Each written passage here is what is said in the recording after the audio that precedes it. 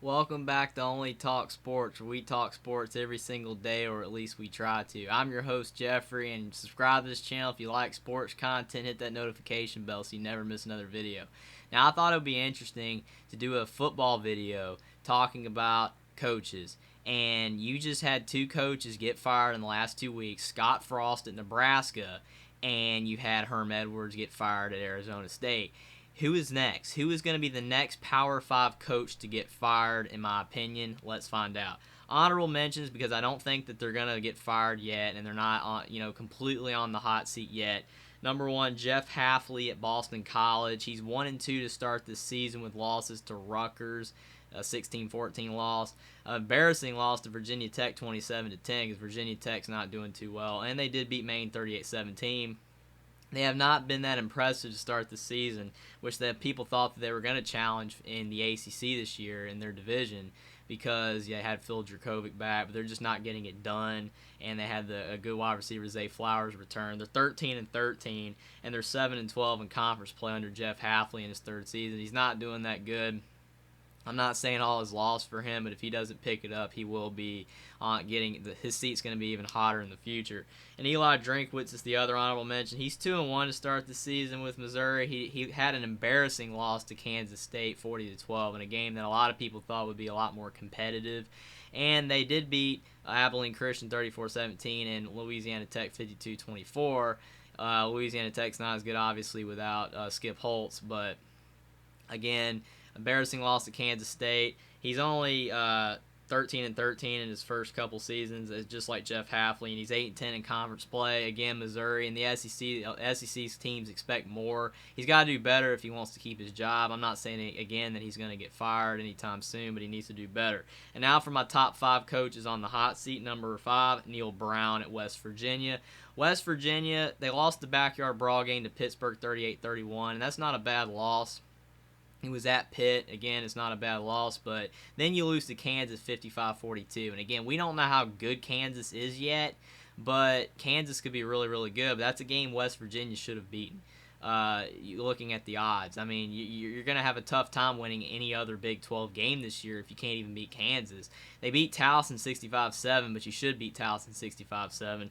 His record is 18-20 in his seasons as the West Virginia head coach, and he's 11-17 in conference play. Again, a common theme is that you're around 500, but in conference play you're a lot worse. That's showing you can beat bad teams, but you can't beat teams that are at your level or even better than you, and you're not moving up the ranks. So again, Neil Brown, he's not completely in trouble yet, but his seat's a little bit hotter than Eli Drinkwoods and Jeff Hafley because he's been there longer. At number 4, we got Scott Satterfield of Louisville. He's 1-2 to start the season with a loss to Florida State 35-31 in a game that they could have won. And they lost to Syracuse 34-7. That was a terrible loss. But they did beat UCF 20-14. And they actually probably should have lost to UCF, but UCF gave the game away. But again, for Louisville, they're 1-2, and the losses, Syracuse is obviously a much better team this year. But the common theme with Scott Satterfield is they can't find ways to win. They lose a lot of games that they should win. He is 19-21 as the head coach at Louisville, and he's 12-16 in conference play, so again, an under 500 record. They expect more at Louisville, the fans and the coaching staff, that helping up. He's going to have to do better, and if he doesn't win, then they're going to fire him. Again, he's a little bit warmer than Neil Brown, but he's not scorching yet. Number 3, we have Brian Harson of Auburn, and he's 2-1 to start this season. He has a loss to Penn State 40-12, which was a bad loss because Big Ten teams don't just go into SEC stadiums and blow them out like that. And they look terrible. They lost 40-12. They beat San Jose State 24-16, and they beat Mercer 42-16. But again, Auburn is not looking that impressive, and Auburn is struggling to win games. Brian Harson was already not well liked at all at Auburn, and he's 8-8 in his first 2 seasons. They fired Gus Malzahn, who was going 8-4, 9-3 almost every year. If he went 6-7 in his first season, and if you lose to Penn State like that, how many SEC teams are you going to actually be able to beat in the SEC West? It's not looking good for Auburn. If they can't turn it around, they're probably not going to make a bowl game. He's only 3-5 in the SEC in his second season as head coach at Auburn. It's not looking good for him. His seat is a lot hotter than the previous coaches I've already mentioned on this this list, but I don't think he's as hot as the other two because it's only in his second season. But it is at Auburn, so you never know when they might pull the trigger. At number 2, we have Jeff Collins at Georgia Tech. He's 1-2 to start the season with a 42-0 loss to Ole Miss. It was a complete embarrassment. They lost to Clemson 41-10 in a game that was actually relatively close until one of their best defensive players got a targeting call, and then they just completely fell apart. And they beat Western Carolina 35-17, but Western Carolina is not a good team. You should beat them probably by more than that.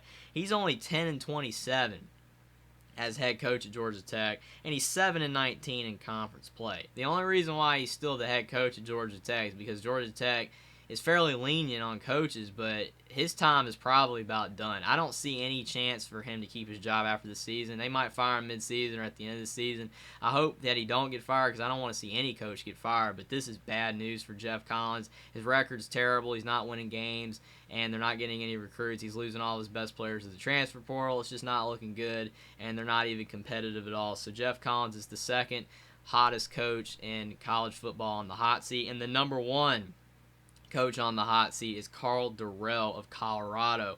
He is 0-3 to start the season, but what makes it so bad is because every game that they play, they're not even competitive. They lost to TCU 38-13 in probably their best performance of the season. They lost to Minnesota 49-7, and that was just a beatdown. But the worst performance, they lost to Air Force 41-10. You should not be losing to Air Force 41-10 as a Power 5 team. They're 8-13.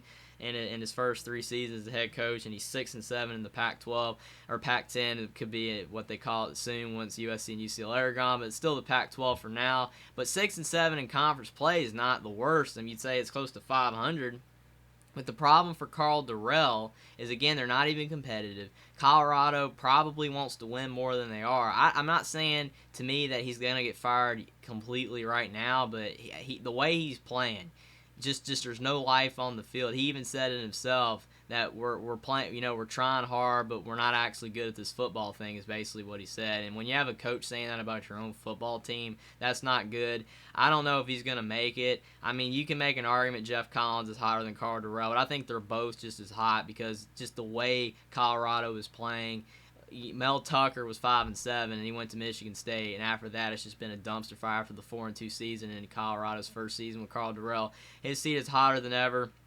But it's very tight between Jeff Collins and Karl Darrell, but I give the edge to Karl Darrell for just how bad Colorado is playing. I hope both of them can turn it around, but it's not looking good, and I would not be surprised if either of them get fired mid-season or at the end of the season at all. Subscribe to the channel for more sports content. Like this video down below. Comment down below what you think about these Power 5 coaches on the hot seat and who is the hottest coach and who is probably the most likely to get fired, and I will see you next time.